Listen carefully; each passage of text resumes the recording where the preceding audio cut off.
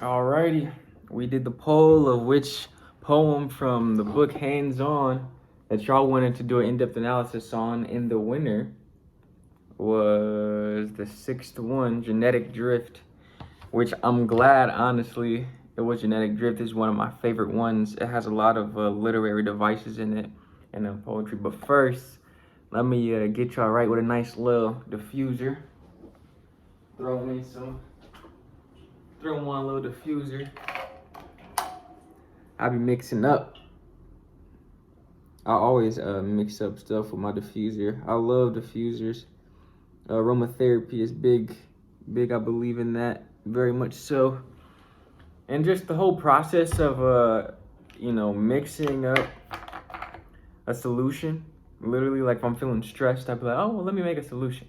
The process of thinking of what solution I want to make, and the process of being meticulous with the solution and mixing it is good to me because I find solace in working with my hands and trying to be precise and figuring out the type of ratio and all that I want to put in it is actually really therapeutic for me. And then the product of the solution, the actual aromatherapy, helps too. A lot of times in the morning, I set the tone with some like a morning vibe playlist and a certain like solution that I'm trying to do to make myself feel better. And maybe in the future, I'll like make some little solution essential oil recipe and like try to pipette 500 microliters of this and then add 200 microliters of that. And then maybe later, I don't know, coming soon, but I'm gonna push y'all on. I got one. This is my one of my most recent sets. I'm gonna throw on some Purify vibes, I guess. A little tea tree. Just to set the tone real quick. Put a couple of drops in there. You know, nothing major. But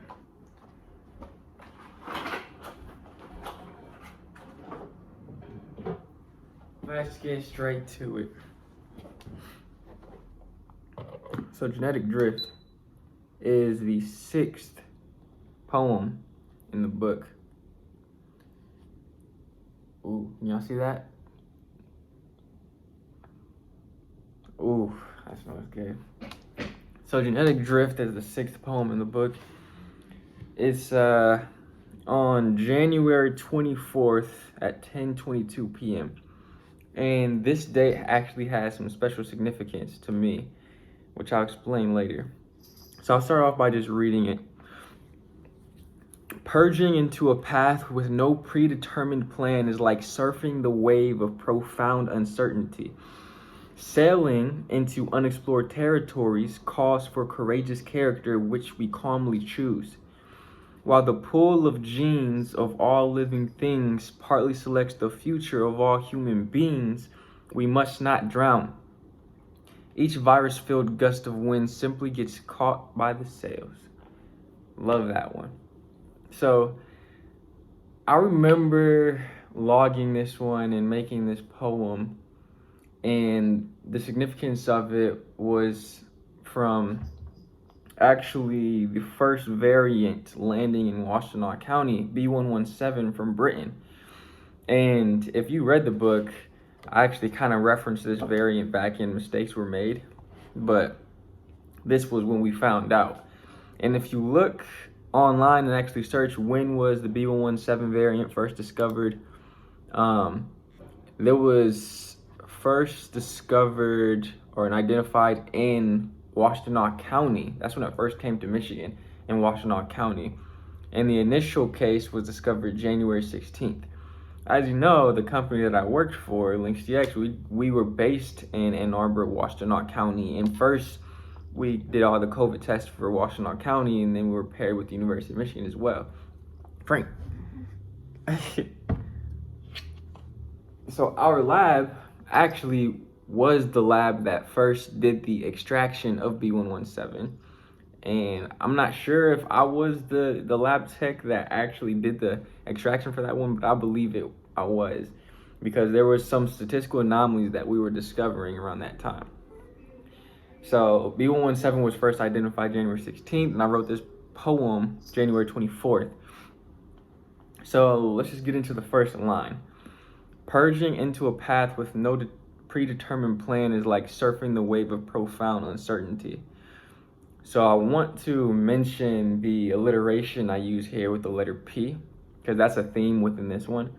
Purging into a path with no predetermined plan is like surfing the wave of profound uncertainty.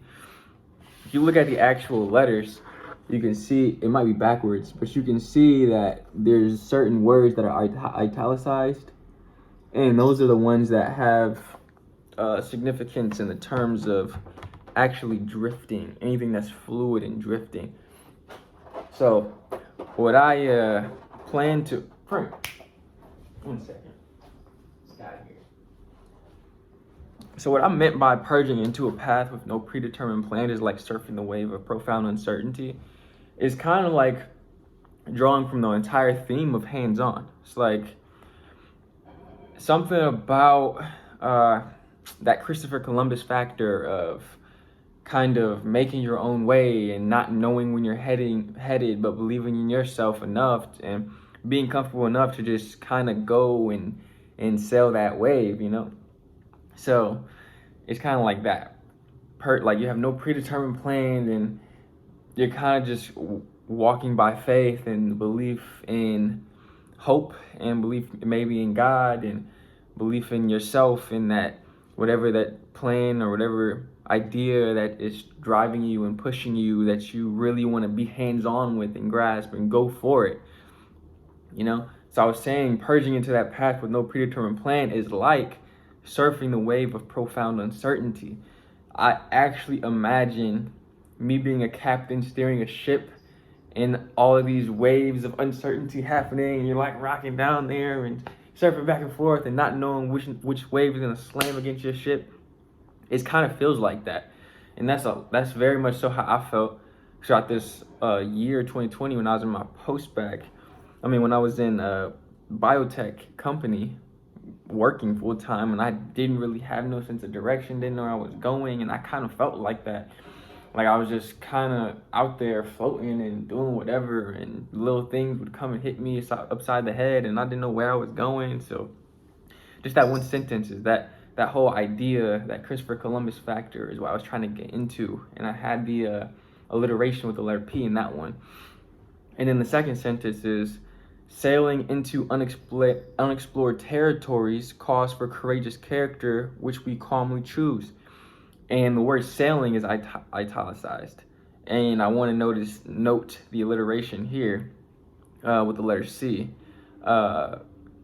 Sailing into unexplored territory calls for courageous character, which we calmly and then even choose. I thought that was beautifully written too. And what I meant by that was, like, not only am I steering this ship, but I'm going to be the captain, and I need to be courageous with it. I have to have the confidence to go for my dreams and go for my goals and be hands-on with what I'm trying to do. And I really wanted to drive that whole theme home of being uncertain about what you're doing, but really owning and being hands-on with your goals and with what you're trying to do. And one thing that I want to note from this sentence too is what we calmly choose. When you're in a situation like this, you got to be composed. You got to be certain. You got to be confident. You can't like run off this hype in the hype of the moment and then start to backpedal. Like, Drake said a line, don't get hyped for the moment and start to backpedal. Like, you have to be centered and composed and calmly choose the courageous attitude about it. Like, okay, this is what I'm trying to do. Be methodical and treat it like chess, be composed. The next line is, while the pool of genes of all living things partly select the future of all human beings, we must not drown.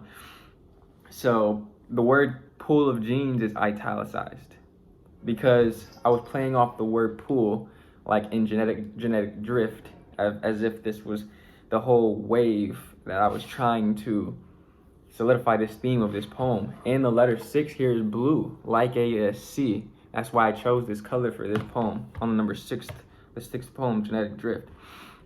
And what I meant by this was the kind of like Hardy-Weinberg equilibrium.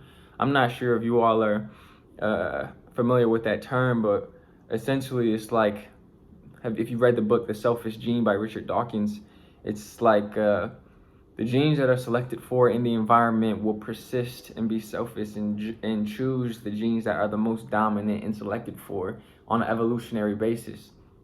So while the pool of genes partly selects the future of all human beings, just partly, because there's this whole dynamic between nurture versus nature. If someone has this predetermined set of genes that are, say, the most dominant, most selected for genes in the past century, one of these once in a lifetime generational players like LeBron, you still got to have this nurture aspect of it, of community and environment and how that influences them as well. That's why I wanted to put pool of genes of all living things partly selects the future of all human beings. So maybe 100, 200 years from now, it's going to be a whole different selected for humans will be selected for differently. They will look differently. Maybe the height will be different, or the skin color will be different, or the personality traits will be different. And I wanted to put that, if you connect that component with the previous two, of being courageous and sticking into the plan that you were trying to do, pursuing your goals, while understanding that your makeup and your genetic makeup and your environment is influencing you. This all kind of brings together this whole vivid imagery in my head of being a captain of the ship and whatnot, and the themes that are coming together with the last sentence of that section is, we must not drown. It's like, Frank, we must not drown. It's like, we're not going to accept this predetermined genetic basis. Even though I look like this, even though I'm this height, or even though I might not be as smart as you, like I'm still gonna outwork you. You feel me? Just like E.T. the Hip Hop Preacher says. And drown is also in italicized too, because it's also playing with that genetic drift theme. And the last sentence is, each virus-filled gust of wind simply gets caught in the sails. The word virus is italicized, and the word sails is italicized. And I wanted to make sure and italicize the word virus, because that also was being fluid in this point in time, because of the first variant switching and changing and coming into Washtenaw County.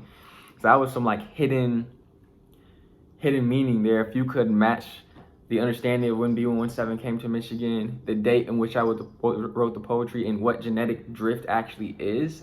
Like, genetic drift, the concept in science is the whole change and drift of what is being selected for in terms of the genetic basis. Like, it's shifting and drifting towards a new thing. So from the viral perspective, it literally was genetically drifting and modifying too. So there's that thing that's being played in the background.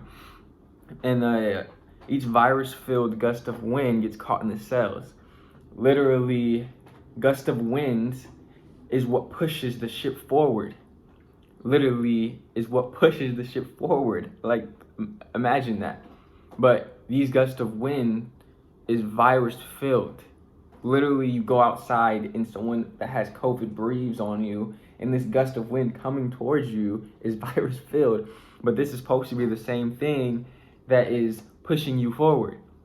So it's this juxtaposition of something that's pushing you forward versus something that's killing you that I wanted to draw here. So all of this makes a large impact on you and internal conflicts that you might be dealing with and how you deal with them, but altogether being courageous and confident enough to be hands-on with your dreams and sail on this ship of uncertainty, even though you imagine you're like this captain of this ship with these winds going crazy, trying to kill you in the middle of a storm. The waves are just going stupid and you trying to find your way. Each virus-filled gust of wind simply gets caught in the sails as